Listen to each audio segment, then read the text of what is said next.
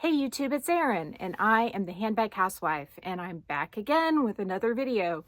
In today's video, I am going to explore a topic inspired by Melissa Adams Wade. If you haven't checked out her channel, you definitely should, because she is very good at bringing different types of topics to light that are extremely interesting. So it's not just all about the unboxings with her channel. She does a lot of thought-provoking videos, which I really enjoy. And in the video that inspired me to do what I'm doing today, she looked at her most expensive handbags in her collection and basically told the audience, which is you, whether or not she thought these bags were worth it, whether or not she would recommend purchasing them at the retail prices that they're at. And so I'm going to do the same sort of thing, but I'm going to tweak it just a little bit, because out of the 5 bags I'm going to show you, they all retail for more than $4,000, and I would not buy any of them at the retail price. So rather than it being boring and me just saying no to all 5, I'm going to do it where I evaluate whether or not these bags are worth it, which is kind of not really something I should say, because none of these bags are worth it. But if they are worth it to me, if I were to have the opportunity to purchase them again at the price point that you can find them in like new condition on the pre-loved market, or let's say an outlet option as well, would I do it? So that's sort of how I'm going to look at this, because the answer would be no in all 5 cases if I went to the retail stores to buy these bags. So the first out of the 5 bags I'm going to show you is my Capucines BB in the Gallet color.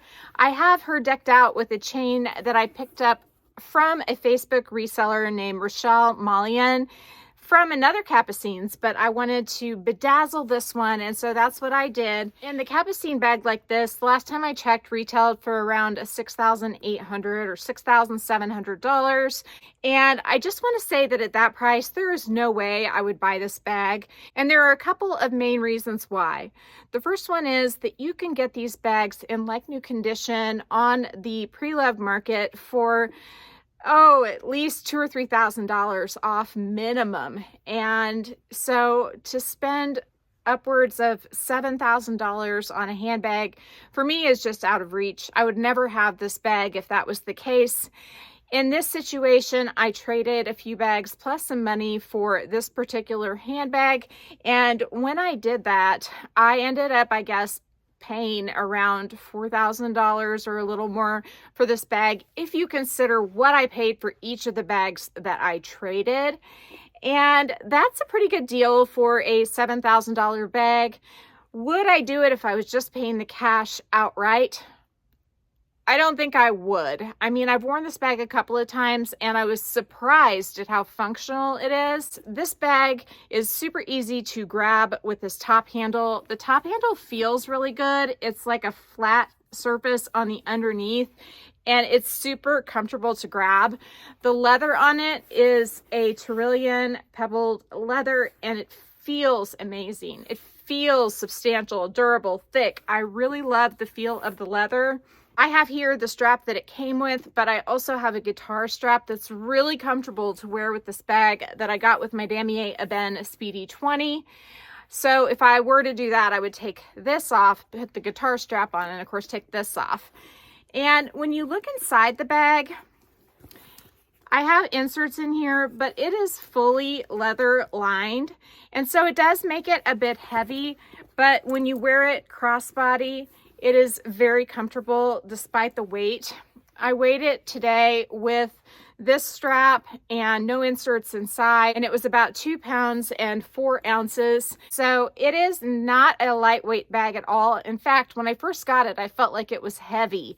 And now I've sort of gotten used to it, and I do really enjoy it. When I carry it with that thicker guitar strap, I don't hardly notice the weight at all. So in this case, if you can get it on the resale market and pay at least 40% less than retail, I would say yes, go for it. I think it's worth it. and I would do it again, but I would have to at least sell a bag to be able to swallow the cash outlay it would take to get it, even at the resale or pre-loved market prices. Next, let's do my Chanel Classic Flap in the medium large. So I got this bag, 3 or 4 years ago, probably about 4 years ago, on the pre-loved market from an Australian reseller. I've had it authenticated, I think 3 times. It's legit. And this bag I paid about $3,500 for, and then I paid leather surgeons about $400 to replate the hardware. So at that price, it's pretty comparable to what I paid for the Capucines that I just showed you. And now this bag retails for like $10,000. Would I pay retail price? Heck no, same as the Capucines, I just wouldn't do it. But in this case, the resale market is much higher for these bags than it would be for a Capucines. You can't get these for 40% off in like new condition. And so for that reason, I would not buy this anymore on the pre-loved or on the new market. So this bag has a major design flaw in my opinion, and that's that these straps, when you pull them into a longer position, you can't wear the bag crossbody comfortably. And so if you want to do that, you have to pay somebody to modify the bag. And also when you go to put it on your shoulder, this drop makes it hard to get your elbow through. And so you can do it and you can wear it on the shoulder comfortably, but I would want the strap to be longer, so I consider that a fault of this bag. And that's why I even have contemplated selling it, although I don't plan to. I kind of went through a phase where I was thinking about it, and then I came to my senses. I mean, this is a classic. I am very lucky that I got it for the price I did before the astounding price increases that Chanel has had. It is in stunning condition. I think I've said stunning more than once because, well, it just is. And I feel very lucky to have it. And if I ever sold it, I would never get it back for even close to the price point that I paid for it. So the Chanel Classic Flap, if you could get it for the price I paid and the condition that it's in, I would say yes, but you can't anymore. So it's a hard pass for me. So the third bag on the list would be my new twist in the grease color. This is in a very pale gray, and I absolutely love the color. And I got this recently. I felt like I had to have it because I felt like the twist was an essential bag to have from Louis Vuitton from a collector's standpoint. And so when I saw it in this grease combination with the gold hardware and the pale gray epi leather, I was starstruck. And so I bought it. And if you've watched the videos, you may know that the first one I got from Fashion File, and it was missing this piece. And then I sourced another one from a reseller on eBay, and I got one that was in new condition. It had a few little dings on the hardware, nothing major, just a couple little things from the chain that it comes with, which I have right here, and I've taken off. So I have to tell you that this bag, and I think the retail is over $5,000 for this bag, this bag would be a hard no for me. I would not buy this bag again, at least in this configuration. So this particular twist is limited edition. At the time I purchased it, it was still available on the Louis Vuitton website. It's got like a faceted LV, and I've covered this with some 3M film to prevent further dents or dings. It had just a couple, even though it was like in new condition when I got it, but I've covered it in a 3M film to prevent further dents and dings on it. When I got it, I purchased it because I had tried the twist on in the cream color in Chicago, and I loved it. And it felt very comfortable. I was wearing a blazer, a lot like this. It had shoulder pads. And I thought the reason why this bag, when I got it, wasn't comfortable was because I wasn't wearing shoulder pads. Well, it turns out that's not the case. And I found out, too late. So I have been playing with this bag for a while. In fact, I asked somebody who had this same bag but in the black color to weigh it. She weighed it with the strap and the chain that the black one comes with, and it was like 1 pound 5 ounces. Well, in the configuration that I have right now with this charm here and a modified chain strap, I've got it down to 2.4 pounds if I do not have the insert inside or the mirror. And I can manage this. This is manageable. But when I have it with the chain it came with and the mirror inside, it is like 2 pounds, 15 ounces. And it feels like a freaking brick on my body. It is so heavy. And I imagine when I put my stuff inside, even with it being 2 pounds and 4 ounces empty, it's still gonna feel heavy, but it's gonna be a lot better than it was when it was nearly 3 pounds empty. So I have been able to reduce the weight by about 11 ounces by swapping out the chain. And how did I do that? Well, the chain on this bag is actually detachable, so I can carry it with just this strap, the leather portion on the shoulder, and this little link right here opens and closes. So I took one of the chains that I got from Next Fashion and removed the ends and then just clipped that chain directly on, and that is the way that I have modified this bag to make it work for me.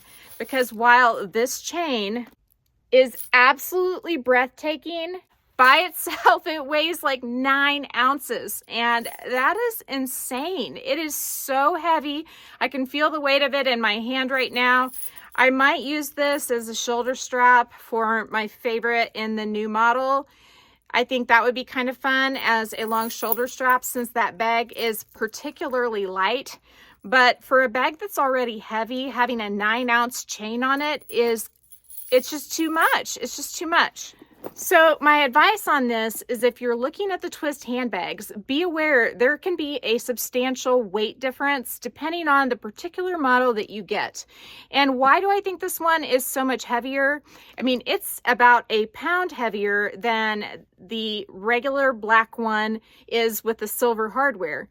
Why do I think that is? I think it is because the bag is leather lined, which is a huge selling point. That's wonderful. But it does make it heavier. And when I got it, I felt like I was so fortunate to get one that was leather lined. I thought that was so special. But now, in hindsight, I'm looking at the bag thinking this is too darn heavy to carry. Now that I've modified it, it is comfortable crossbody, at least empty. And so I am pretty happy that I have it. I'm not 100% happy that I have it, but I'm pretty happy I have it, I think. But I do need to wear it a little more to completely figure that out. So long story short, do I think the Facets twist is worth paying over $5,000 for? Absolutely not. Do I think it's worth it at the pre-loved market price of around $3,000? I would say no, it is too heavy. And so I would say if you want to get a twist handbag, you can get great deals on them. You can get them under $3,000 pre-loved in virtually new condition. I think it's worth it as long as you can handle the weight of whatever twist you happen to get. If you just get one of the original standard models and it's 1.3 or 1.4 pounds, go for it. I think it's a very neat bag. I think it's very functional. The lock draws attention. People love it. They make comments on how beautiful it is. At least that's been in my experience when I've carried it.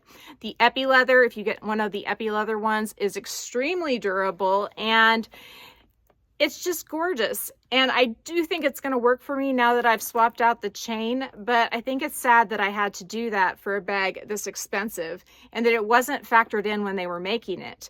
They could have made the chain that comes with the bag out of aluminum, and that would have helped a whole lot in the weight. And I know a lot of people would complain and say, oh, it's not luxury because it doesn't have the heft, but you've got to factor in, is it wearable? And I feel like this bag as it comes is not wearable at all, thus making it not worth the price point at all. And so would I buy this bag again? Heck no, I would not. I would not buy it at the price I paid for it. But now that I have it, I kind of feel like I'm stuck because I don't want to lose, $1,000 selling the bag to get one that is lesser in the sense that it's not limited edition, it's not leather lined and all that. So I do find it quite beautiful. I feel like its use will be limited, but luckily I have lots of bags in my closet I can carry, and I can definitely wear this now that I've got it reconfigured. It's just not going to be a bag that I want to carry for a real long time because it is by far the heaviest bag in my collection when you use it as configured, and it's basically tied for heaviest whenever you use it reconfigured, which is crazy. So bags 4 and 5 of my most expensive handbags, they are my favorite out of all of them. So I'm going to tell you before I even start, I have 2 of them. So yes, I would recommend them for sure. And I would almost venture to say I would recommend them full price. So they are the Caro bag by Dior in the medium size. I have this beautiful one in the gray stone color. They also make it in a beautiful ethereal gray, which is very similar, and I've seen those on the pre-loved market as well.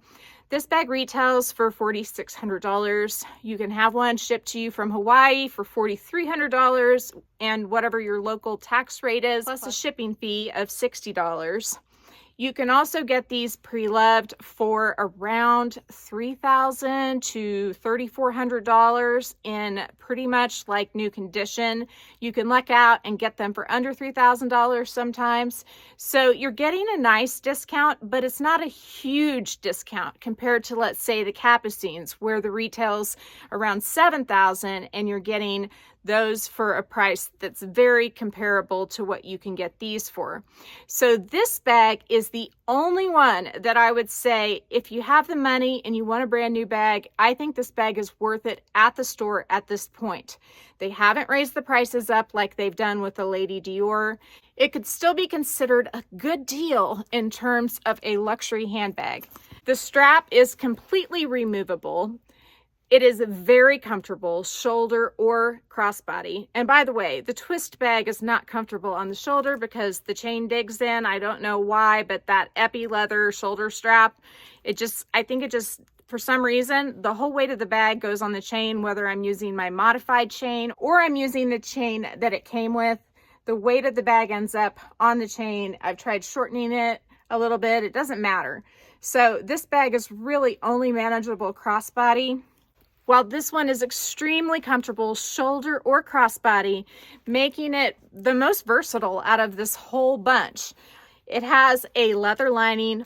All of these bags have leather linings. And this bag weighs 1 pound, 13 ounces, completely empty. So it's not as heavy as, let's say, the twist when it's modified at 2 pounds, 4 ounces. And it's pretty comparable to the Capucines in terms of weight when you take away that decorative chain. If you look at the leather on this, it is so soft and so luscious. It has a pebbled type finish that is natural. It's not stamped in. That's just the way that the leather on these bags is. It feels to me a lot more luxurious than the Chanel Caviar does. It's less processed. I think it feels maybe a little less thick and durable than the Tyrolean leather of the Capucines. But it sort of needs to be malleable enough to do this gorgeous canage quilting pattern that is on it. I do have hardware protectors on this bag that were done by Cactus Wren Creatives. She created some custom hardware protectors for this particular bag for me, and they are linked down in the description box. I would highly recommend them because when you open and close this bag, you do hit this piece on that piece, and it does leave little nicks. It doesn't go through the finish, but it leaves little dents on the turn lock. And I think they may happen even with the stickers, but it should be minimized with them on. And the stickers that Cactus Wren Creatives uses are made out of a 3M film designed for automotives with paint on them. And so I'm hoping and I think that they should be good over the long run, although I don't know for sure. I know though, for myself, I would prefer to deal with some tarnishing than a bunch of chipping on my hardware. So let's talk about some of the other reasons I absolutely love this bag. I love the big back pocket. My phone fits in there, no problem. I love flap style bags, and this one is easier to get in and out of than either the Chanel Classic flap or the twist. It's just so good. When I was considering parting ways with my Chanel Classic flap, I thought maybe I would buy another Caro, just because I feel like I can reach for this one and bring it out every day and not have a second thought about it. But I do have a second thought when I carry that Chanel bag because the retail price point is so high. If something were to happen to it, I mean, I'm not going to be able to replace it. The Caro bag to me is so luxurious and still attainable. And so for that reason, I'm just more comfortable carrying it, and I like the design better anyway. I like the design of it so much, I bought a second one. This is in the rust color. I did get this one directly from Dior from the Woodbury Premium Outlets. And I've got a gal's phone number if anybody wants to get in contact with them to purchase one of these. I think it was around $2,700 after tax, which is a huge savings off of the $4,600 retail price. I don't know that they have this color anymore. My friend Joshy Michael just revealed the one he got from New York as well, and his is in a beautiful ombre blue shade. I think it is amazing if you can find one of these at the outlet in a color that you love. And this color is just, it's just everything. I mean, I love this just as much as the gray one, and when I saw it was at the outlet, I had to buy it. I mean, it was just love at first sight. I mean, this bag and the gray one, I think hands down, these are my two favorite bags in my collection. I love them. I mean, I love them. I would love to have like 4 of these. That's my limit, but I would love to have 4 of these bags because they are just incredible. So if I come across another one and I can figure out something, I'd be willing to let go for it, because at this point my collection is about as big as I want it to be, then I might go for it. But that said, I'm pretty happy with having these two, and I don't know what color would tip me over the edge to go ahead and let go of one of my other bags in order to attain another one of these.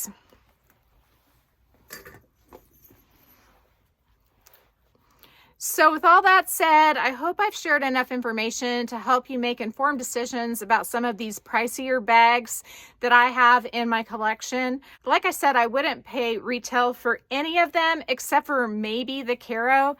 And for me personally, since I know I can get a deal on the Caro of around 30% off, I don't think I would pay retail for it either.